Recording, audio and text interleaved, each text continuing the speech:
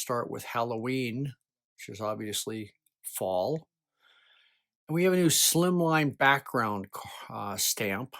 It's got all kinds of icons and designs and little things in it. And it gets pretty busy, so we thought we'd show you a way that we found to isolate it. It's called the Joseph's coat technique.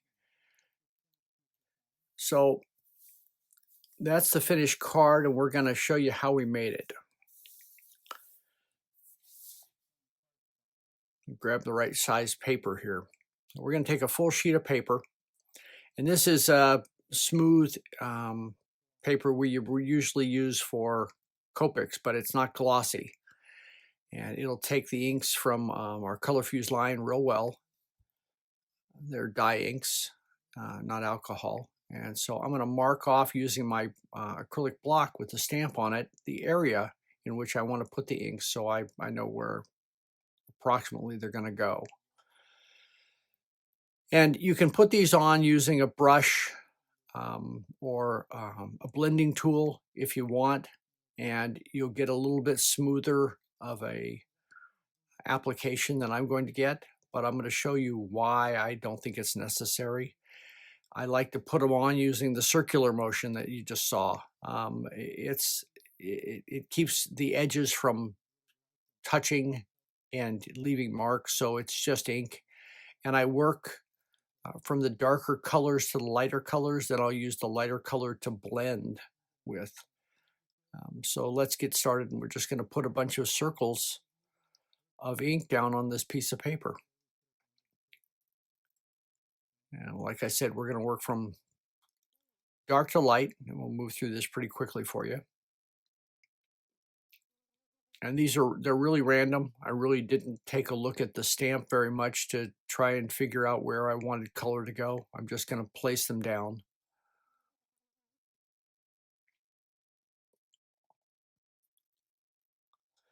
So we used the magenta from our purple set and the grass green from our green set. That was apricot from the orange set. And this is conveniently called autumn from the yellow set.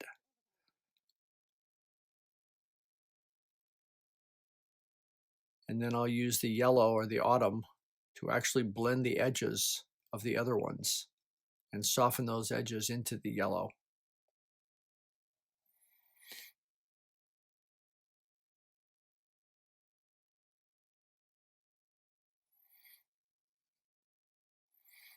In preparing for this, I tried this several times. You want to let this dry. You don't want to heat set it because what it does to the paper. So you got to give it a couple hours. So I've pre-done one for you. So we're going to set that one aside. Then I used an embossing buddy on it, and I stamped it with the stamp and embossed it with a white embossing powder. So all the colors coming through. So what you want to do now is with the Halloween stamp, I'm going to take a black brush marker and I'm going to color in everything that I don't want. And it's not going to make it black. It's going to make it, what it's going to do is highlight the color areas and make the other lines stand out even more so because the white on the black. So it's just a detailed process. It's a slow, laborious. You don't have to color in each section. When the pen runs across the embossing lines, there is some ink left on them. But I'm going to do a little blotting, so I'll show you that it's not a big deal to blot off some of that ink. But when we were done with the first one, we found that the ink had just simply fallen off of the white embossing powder. It just didn't stay. So that'll give you a little bit better idea of what's going on. And you can see that it's actually on the black of the white embossing powder. But especially here on the broom. But I'll show you I'll blot a little bit and show you that's not a problem. And you'll see the finished detail in just a little bit.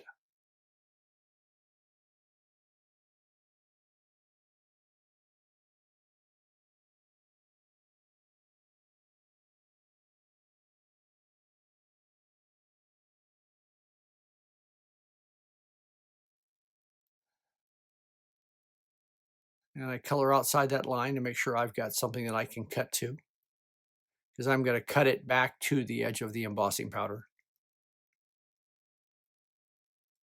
And you do want to make sure, there you can really see it beat up on top of that brush. So I'm going to grab a paper towel here and fold the corner of it. And when you're going to blot or wipe, just wipe away from the area that you want to keep colored.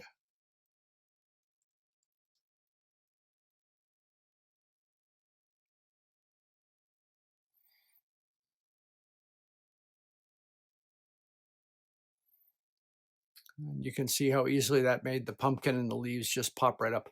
I highly recommend that you choose the things that you want to keep and mark them out on. I added a couple little ghosts, just die cuts, window out so you can see the final version. So we had Happy Halloween right there in the thing for a sentiment, so we didn't add something. So I thought I'd just add a little bit of variety. So we added the white die cut ghosts, and there was our starting point. So these are fun. If you like to spend 45 minutes just kind of taking it easy on something, the blocking in is very nice.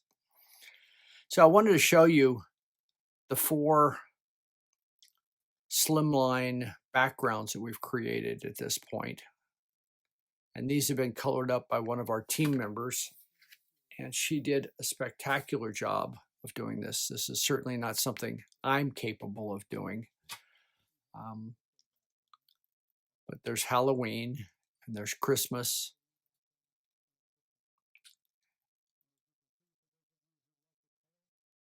And we're going to use the Christmas one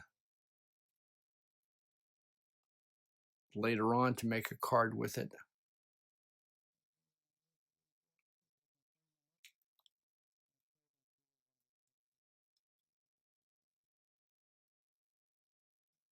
So you can see the icons are really strong. Definitely feels like Christmas.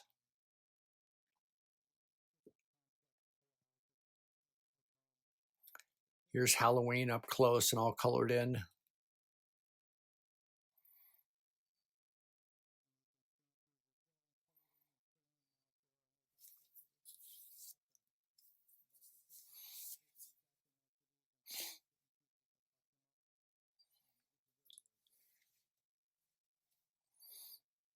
This is fall. We'll turn it this way for you so you can see it in the monitor screen. Raindrops and leaves. And birthday, bright and festive. These have been very popular. People have taken to them just as easily as they took to the slimline die and card idea. So we have coffee and tea in the works.